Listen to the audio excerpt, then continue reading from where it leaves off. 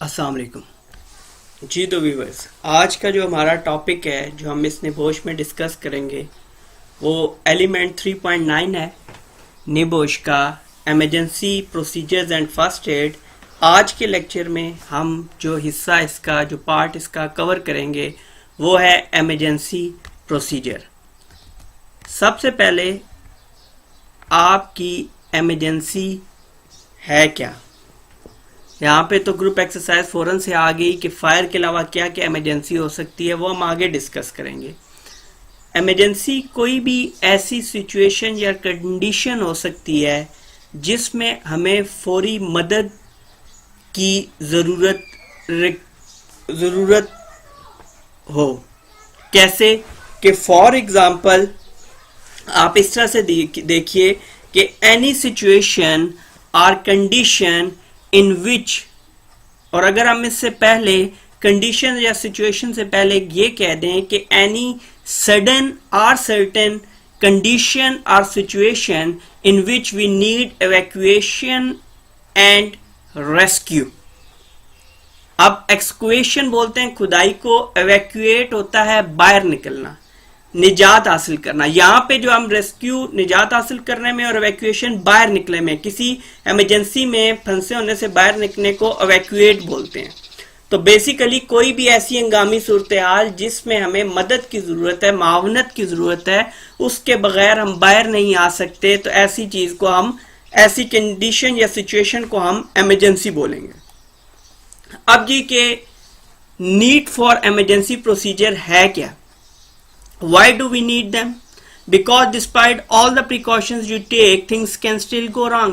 मैं आपको पहले बता चुका हूं कि सेफ्टी करने के बावजूद आप 100% एक्सीडेंट से फिर भी नहीं बच सकते।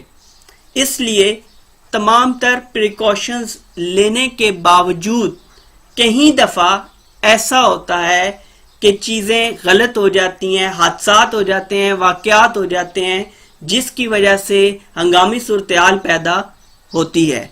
व्हाट इंसिडेंट्स, फायर का उसने बता दिया था, उसके अलावा कौन कौन से इंसिडेंट हैं जिनमें इमरजेंसी रिक्वायर्ड होगी। बम थ्रेट्स, कहीं पे आपके बम ब्लास्ट वगैरह का खदशा है। स्पिलेज ऑफ हैजरस केमिकल, किसी भी जगह पे हैजरस केमिकल की लीकेज हो सकती है, कहीं पे वो बह सकते हैं, लीकेज की सूरत में, रिलीज की सूरत में इमरजेंसी डिक्लेयर हो सकती है। जिस तरह एक ऑयल एंड गैस इंडस्ट्री पे अगर H2S गैस जो है वो रिलीज हो जाए, then release of toxic gases. Severe weather, शदीद तूफानी मौसम आ गया, जिस तरह से आपको मालूम होगा कि क्रेन ऑपरेशंस जब हो रहे होते हैं तो उस दौरान अगर जो इन्वायरमेंट है वो सूटेबल नहीं है, तो ऐसी सूरत में क्या होगा कि काम को रोक दिया जाता है। तो इसी से रिलेटेड मौसम की शिद्दत की वजह से जब वर्क प्लेसेस के अंदर ऐसी सिचुएशन पैदा होगी तो वो भी इमरजेंसी में ही हम कंसीडर करेंगे। मल्टीपल कैजुअलिटी एक्सीडेंट, बहुत ज़्यादा अमवात वाक़या होगी किसी एक्सीडेंट में। टेररिस्ट या सिक्योरिटी इंसिडेंट, जो कि आजकल पूरी दुनिया का इशू बना हुआ है। अब इमरजेंसी प्रोसीजर्स अरेंजमेंट्स क्या हैं। द फोर्सिबल इमरजेंसी, जिस तरह फोर्सिबल रीजनेबिलिटी बनती है, इसी तरह जिस तरह फोर्सिबल प्रैक्टिकेबल चीजें बनती है, इसी तरह फोर्सिबल इमरजेंसीज। मतलब कि आपकी perception of risk, common knowledge, industrial knowledge, expert knowledge से इतनी अच्छी हो गई है कि आप आने वाली चीजों को अपने नॉलेज के ऊपर, एक्सपीरियंस के बिहाफ पे बांध सकें, पहले से जान सकें। तो ऐसी इमरजेंसी जिनको हम पहले से जान लेंगे वो फोर्सिबल इमरजेंसी के अंदर शुमार होंगी। Procedures for raising the alarm, सबसे पहले आपने तमाम तर लोगों को अलर्ट करना है कि किस लिए कि इमरजेंसी जो है वो डिक्लेयर्ड हो चुकी है किसी भी जगह पे। Procedure to be followed, suitable emergency equipment, responsible staff, जो स्टाफ होगा वो रिस्पॉन्सिबल हो। ऐसा नहीं कि जिन लोगों का जिम्मा भी लगाया गया है कि वो इमरजेंसी रिस्पॉन्डर हैं, बावजूद इसके कि उनको जिम्मा भी लगाया गया और वो अपनी जिम्मेदारी को छोड़ते हुए वो भी उस इमरजेंसी से भाग निकलें या उस इमरजेंसी का सामना न करें।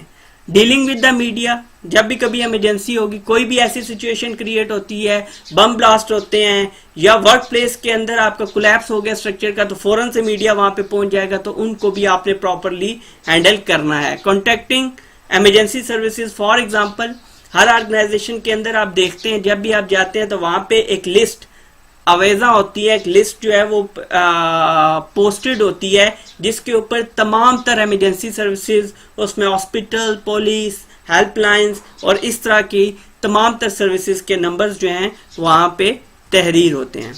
Next is the organisation needs to arrange. अब ऑर्गेनाइजेशन ने इमरजेंसी प्रोसीजर अरेंजमेंट्स में चीजें क्या क्या अरेंज करनी है, कि किस तरह की अरेंजमेंट्स होंगी, तो वो हमें दिखाई देगा कि वाकईतन ऑर्गेनाइजेशन के अंदर इमरजेंसी से लड़ने के लिए अरेंजमेंट्स की गई हैं। कम्युनिकेशन इक्विपमेंट, लैंडलाइन, मोबाइल्स दिए गए होंगे ताकि आपस में इंफॉर्मेशन जो है वो उसका तबादला हो सके। Contact details, national and local numbers, responsible individuals with necessary information. Next, अब इसके अंदर इमरजेंसी ड्रिल को इमरजेंसी को जो हैंडल करना पड़ता है उसमें होता क्या है। किसी भी इमरजेंसी के अंदर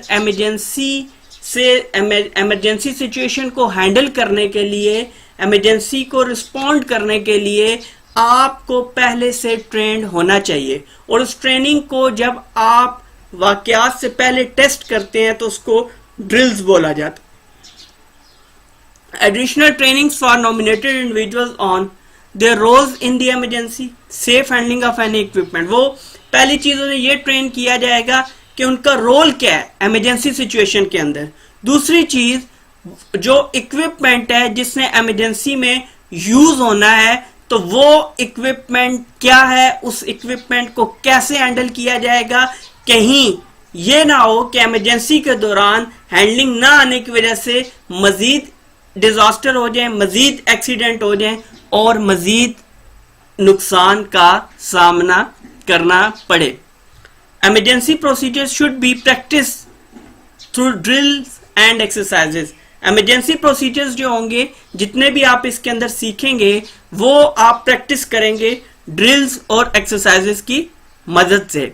आगे हमारे पास जो फर्स्ट एड रिक्वायरमेंट्स का टॉपिक है वो एक अलग से टॉपिक है। अब हम टॉपिक बाय टॉपिक डिस्कस कर रहे हैं ताकि जिन लोगों ने एग्जाम देना है वो प्रिपेयर भी प्रॉपरली कर सकें। जो लोग नॉलेज के लिए पढ़ रहे हैं उन्हें नॉलेज स्टेप बाय स्टेप पता हो चीजें कि किस तरह से आपस में कनेक्टेड हैं। अगर नहीं भी कनेक्टेड तो किस तरह से हम health and safety management system के अंदर इनको यूटिलाइज कर सकते हैं। आज का हमारा टॉपिक जो इमरजेंसी प्रोसीजर्स का था कि हमने और इमरजेंसी को किस तरह से हैंडल करना है, ये इख्तिताम पजीर होता है। अपने अगले लेक्चर फर्स्ट एड में बहुत जल्दी आपसे मुलाकात होगी। तब तक के लिए अल्लाह हाफ़िज़।